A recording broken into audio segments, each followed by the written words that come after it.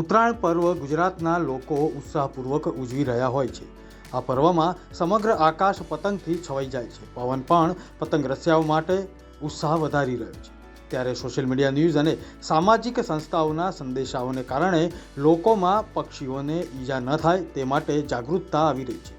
તેમ છતાં કોઈ પક્ષી પતંગની દોરીમાં અટવાય અને ઈજાગ્રસ્ત થાય તો રાજકોટમાં છેલ્લા 21 વર્ષથી કાર્યરત કરુણા ફાઉન્ડેશન ત્રિકોણબાગ ખાતે 10 દિવસ માટે એનિમલ કેમ્પ યોજે છે।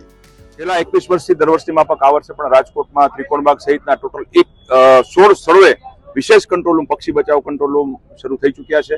તારીખ 10 થી 20 જાન્યુઆરી દરમિયાન આ કંટ્રોલ રૂમ ચાલુ જ રહેશે। આમ પણ 24 કલાક 365 દિવસ કરુણા ફાઉન્ડેશન એનિમલ હેલ્પલાઇન દ્વારા આ સેવાઓ નિઃશુલ્ક ઓપરેશન સહિતની તમામ સુવિધાઓ નિષ્ણાત ડોક્ટરની ટીમ દ્વારા વિનામૂલ્યે પૂરી પાડવામાં આવતી હોય છે। આ વખતે એવું લાગી રહ્યું છે કે મીડિયાની પણ જબરદસ્ત સહયોગ અને સરકાર સમાજના સથવારે થોડી ઓછી કેઝ્યુઆલિટી આવશે, પક્ષીઓ ઓછા ઘવાશે એવું લાગી રહ્યું છે, જે થોડી રાહતના સમાચાર તો છે જ, પરંતુ જ્યાં સુધી એક પણ પક્ષી સારવારના ભાવે મૃત્યુ પામે કે અનાથ ન થઈ જાય ત્યાં સુધીની આપણી ચિંતા આપણે બધા સાથે મળીને કરવી જોઈએ। આપના લોકપ્રિય માધ્યમથી સૌ દર્શકોને મારે વિનંતી એ કરવાની કે સવારે 10 વાગ્યા સુધીમાં અને સાંજે 4 પછી પતંગ ન જ ઉડાડે, તે ઉપરાંત પ્રતિબંધિત ચાઇનીઝ દોરાનો ઉપયોગ ન કરે, કાચના માંજા પાયેલા પાકા દોરાનો ઉપયોગ ન કરે, પોતાની સલામતીનું ધ્યાન રાખે, કારણ કે ગળા કપાઈ જવાના, માણસોના ગળા કપાઈ જવાના પણ ઘણા બનાવો બનતા હોય છે। અને કમનસીબે આવું કોઈ પશુ કે પક્ષી ઘાયલ અવસ્થામાં જોવા મળે, ક્યાંય લટકતું જોવા મળે તો ટોલ ફ્રી નંબર 1962 અને 9898499954 ઉપર સંપર્ક કરે અને મકર સંક્રાંતિ પછી જે લટકતા દોરાઓ છે તે દૂર કરે, જે રસ્તામાં જે દોરાઓ છે તે પણ દૂર કરે, જેથી આ દોરાઓ જે ફાંસીના ગાડિયાનું કામ કરતું હોય છે પક્ષીઓ માટે તે ન થાય અને પક્ષીઓના પણ જીવન બચે।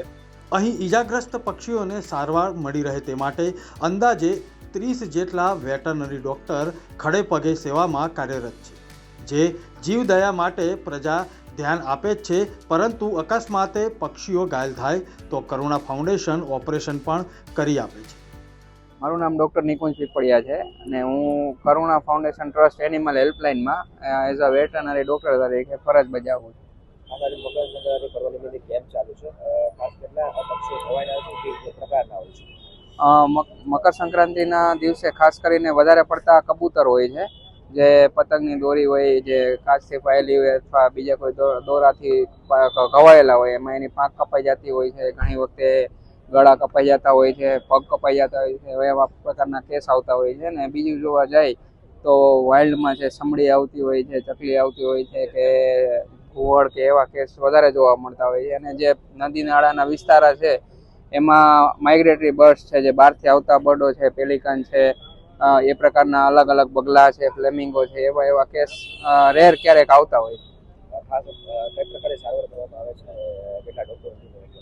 અત્યારે આપણી પાસે 30 ડોક્ટરોની ટીમ છે, જે જુનાગઢ વેટરનરી કોલેજમાંથી સેવા આપવા માટે આવ્યા છે। અને એમાં આ પ્રકારના કોઈ પતંગની દોરીથી ઘવાયેલા કોઈ પક્ષીઓ આવે તો એને ઓપરેશન કરીને એને જે પાંખું તૂટે છે એને જે સૂચર લેવાના હોય લેવામાં આવે છે।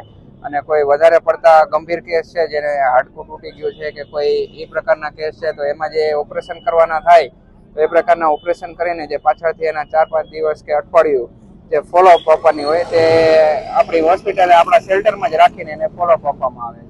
ખાસ આ પ્રકારે પક્ષી કોઈ ઘાયલ દેખાય તો લોકો તે પ્રકારે તેને પકડવું જોઈએ તો કઈ પ્રકારની કાળજી રાખવી? ખાસ કરીને છે વધારે પડતા કોઈની અગાસી ઉપર કે તાર ઉપર લટકતા પતંગના દોરામાં લટકાયેલા કેસ હોય છે, તો એમાં પહેલા તો જ્યાંથી લટકે છે ત્યાંથી એનો દોરો કટ કરી લેવાનો। અને જો ન ખબર પડે તો નજીકમાં કોઈ એનિમલ હેલ્પલાઇન હોય અથવા 1962 જે ગુજરાત ગવર્મેન્ટ નંબર છે એમાં કોલ કરીને એનો સંપર્ક કરવો અને એકદમ દોરો ખેંચવો નહીં જો ખબર ન હોય તો। અને જો ડાયરેક્શન દોરાની ખબર હોય તો એ રીતે એને દોરાને કટ કરીને રિમૂવ કરી દેવો, જેથી કરીને વધારે એમાં દોરો ખેંચવાથી એના જે પાંખમાં ગૂંચળા હોય એ બેસી જાય ને વધારે ઇન્જરી થવાની શક્યતા રહે।